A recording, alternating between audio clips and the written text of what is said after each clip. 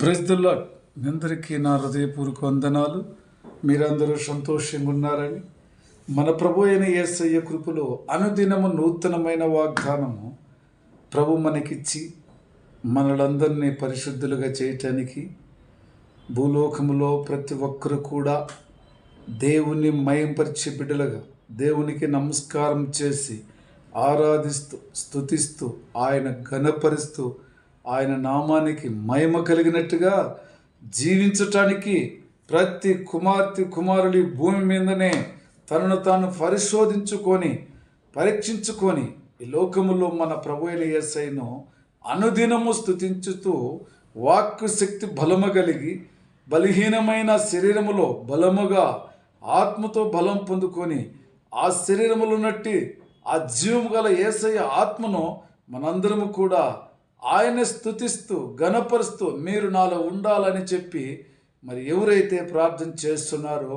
వారిలో, వారి కుటుంబములో, వారి హృదయములో నజరేయుడు యేసయ్య ఉంటాడని నమ్మినట్టు వారికి ఈరోజు ప్రభు మనల్ని ప్రేమించి మనకిచ్చినట్టు వాగ్దానము కీర్తన గ్రంథము 118 అధ్యాయము 25 వచనం.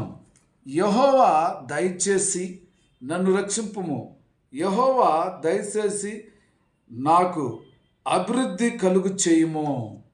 దేవునికి స్తోత్రం. ఈరోజు మరి నేను కూడా యెహోవా దయచేసి నన్ను రక్షింపుము, దయచేసి అభివృద్ధి కలుగు చేయమని ఏ కుమారుడు కుమార్తె అడుగుచున్నారా?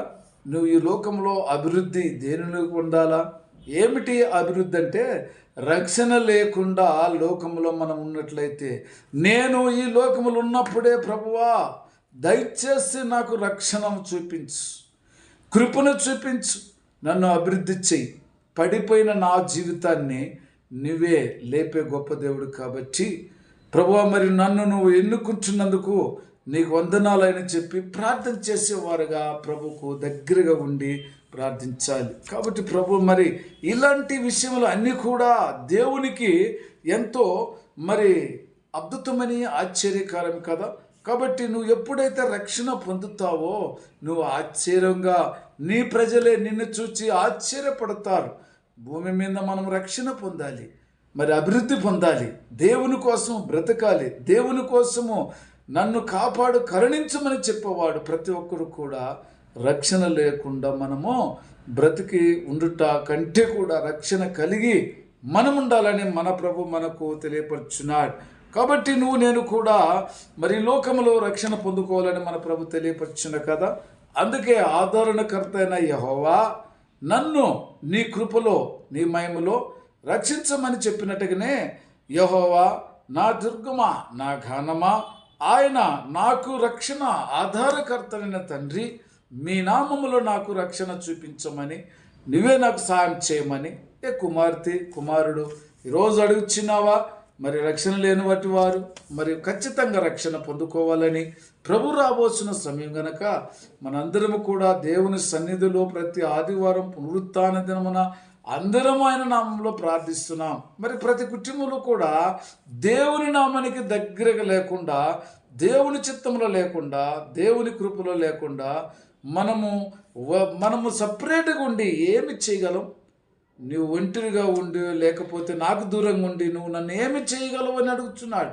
కాబట్టి ఈరోజు మనం అందరము కూడా ఆయనకు లోబడి, ఆయనకు భయపడి, ఆయన చిత్తములో ఆయన కృపలో ఉంటూ జీవముగల దేవుడు మనకు నేర్పించినట్టు పాప పరిహార నిమిత్తముగా ఈరోజు మనం అందరం కూడా ఆయన మనకు రక్తము చిందించి మళ్ళందరినీ పరిశుద్ధపరిచిన గొప్ప దేవుడికి నేను కూడా మన పాపములు ఒప్పుకొని పరిహారము చేసుకునటానికి మనము నీటి ద్వారా మాత్రం మన పాపములన్నీ కూడా కడగబచ్చునే కదా.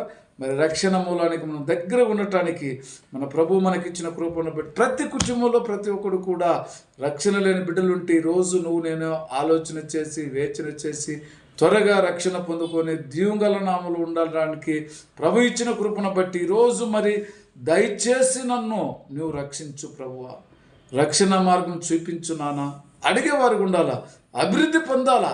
నువ్వు ఎప్పుడైతే రక్షణ పొందుతావో అప్పుడే నీలో ఉన్నటువంటి అపవాది సైతానో వెళ్ళిపోతుంది. కాబట్టి అప్పుడు అభివృద్ధి, ఆనందము, మహా సంతోషము నీలోనూ ఉంటుందని ప్రభు యొక్క వాక్యం సెలవిస్తున్నారు.